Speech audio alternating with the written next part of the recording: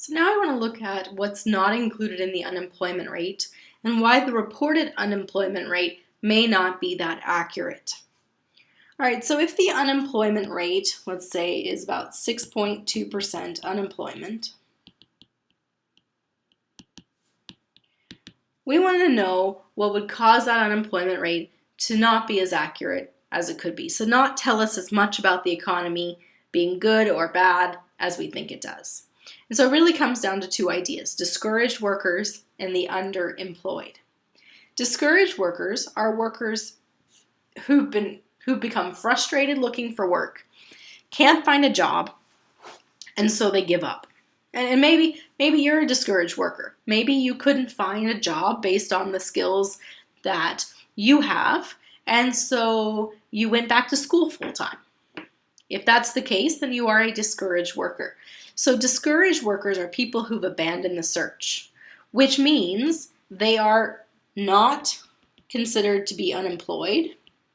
They are not considered to be part of the labor force because they're no longer looking and they don't have a job. To be in the labor force, you must have a job, full-time or part-time, or be looking for work.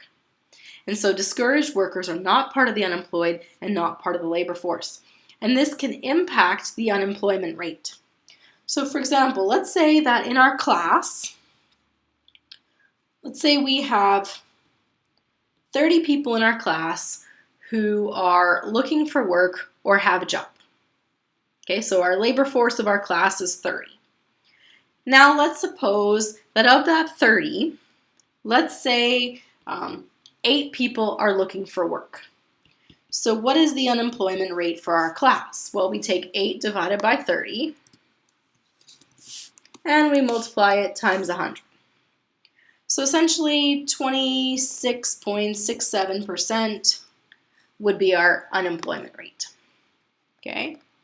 Now, what if 2 people become discouraged?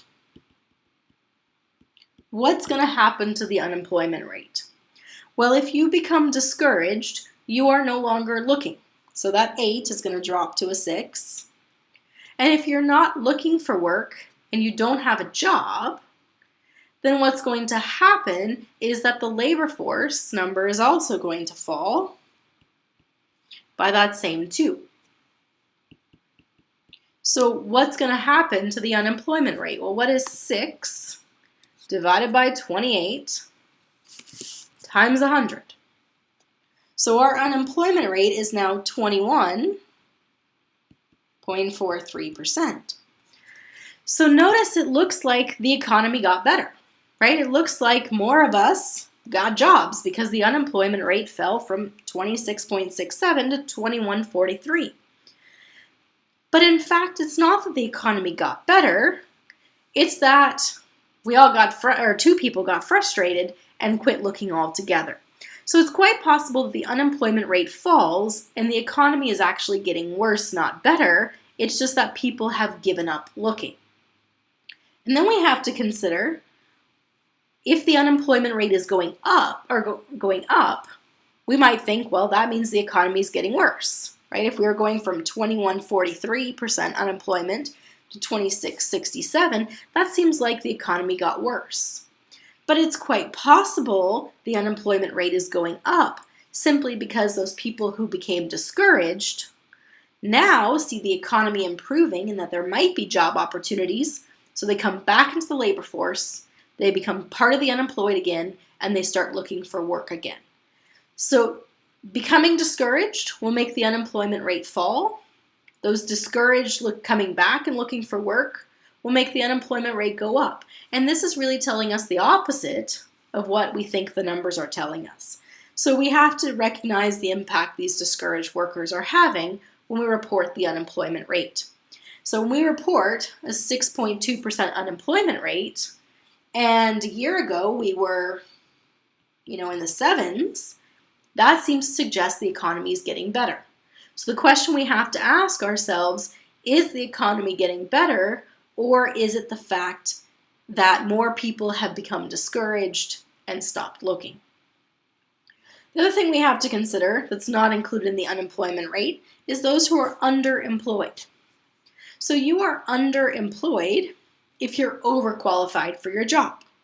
So let's say you're trained as a lawyer, but you can't find enough work as a lawyer, so instead you're flipping burgers at McDonald's.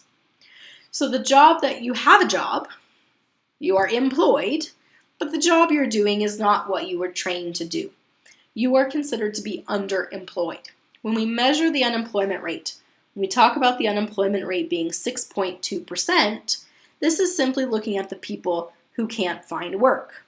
If you find work, but it's a lower qualification, so you took the job anyway because you need the money, then that makes the unemployment rate go down because you now have a job and you're not looking, but it doesn't represent the fact that you couldn't find the job in your field and had to take something else. So it's quite possible the unemployment rate can fall, making us think the economy's better, but it's because people became desperate, couldn't live off of EI anymore, had to take any job they could find, and the job they found was less than their qualifications. So it's quite possible that the unemployment rate can be not accurate. And really there's four things that can cause it to be inaccurate. These first two make the reported rate lower than it should be. Okay. So it makes us think that the economy is doing better than it actually is. The first is that if we have people who are working part-time when they really wanted to work full-time. So these people have a job, but they're underemployed. They're only working part-time, they want to work full-time, but we're now treating them as part of no longer looking, and so the unemployment rate falls, but it doesn't represent the fact that we're not giving workers what they need. The other thing is that those discouraged workers, remember when someone becomes discouraged, they're no longer part of the unemployed, they're no longer part of the labor force, and it makes the unemployment rate fall. So discouraged workers and the underemployed can cause the unemployment rate to seem better than it actually is, because it's lower than reality. Now, we also have things that can cause the reported rate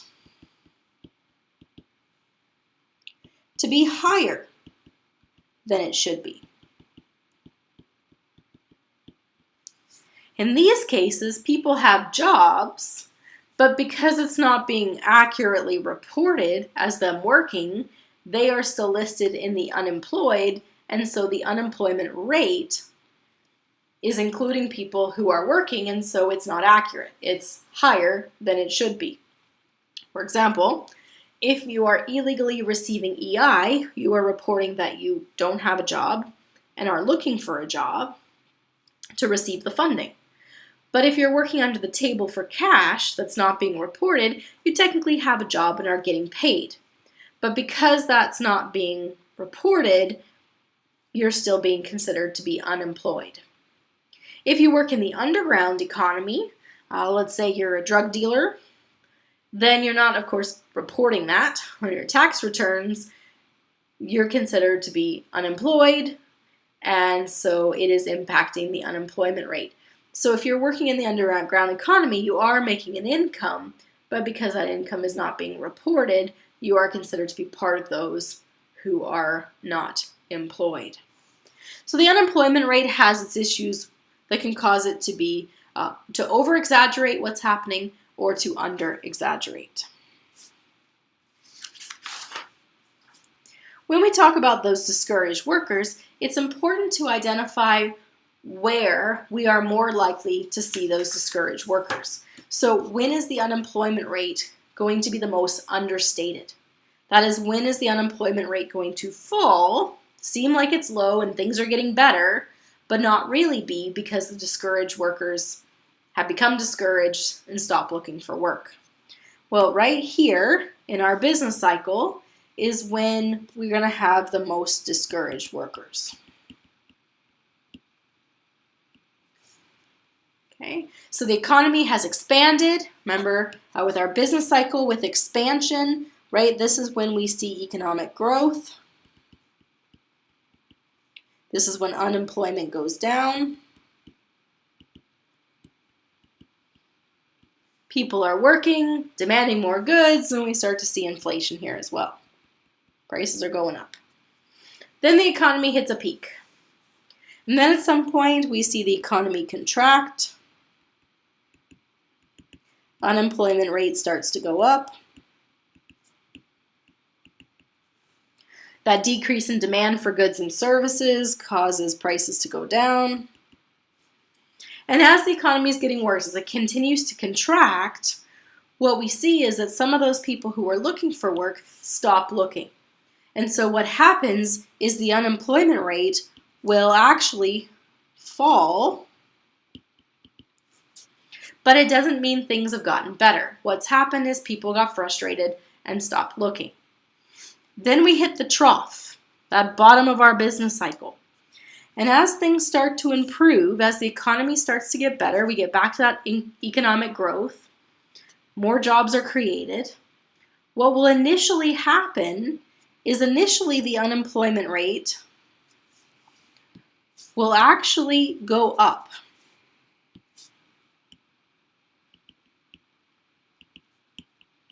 The unemployment rate will initially go up right as we get out of that trough, as those discouraged workers start to look for jobs again. And so we'll see an uptick in the unemployment rate before it starts to fall. So just because the unemployment rate is going down here or going up right after the trough doesn't mean that things are better or worse. It's simply the impact of those discouraged workers giving up and then coming back in. So what you see here is an estimate. So this is the 90s and early 2000s. And you can see in orange the US rate. Okay. And then what they've done here is shown you the Canadian rate. So that's the one in red. Now remember, if we want to compare Canada to the US, we have to make what adjustment? So if we want to compare Canada and the US, then we got to take that Canadian one and drop it 1%. That's the green that you see here, so that you can compare. So you see the Canadian unemployment rate over time. It's dropped 1%, so you can compare it to the US. Now let's look here at the purple one you see on the top. The purple one on the top is what the unemployment rate would be if you included all of those who are underemployed. That is, people who are working part-time when they want to be working full-time, or people who are not working in their trained industry because they couldn't find work there and so are having to take a job that requires lower skill. It's estimated that in a 2008-2009 recession, when we were looking at unemployment rates of 8 and 9%, that if we include the discouraged workers and the underemployed, our unemployment rate would be closer to 15 to 18%. So those underemployed and discouraged can have a big impact on what the unemployment rate is actually.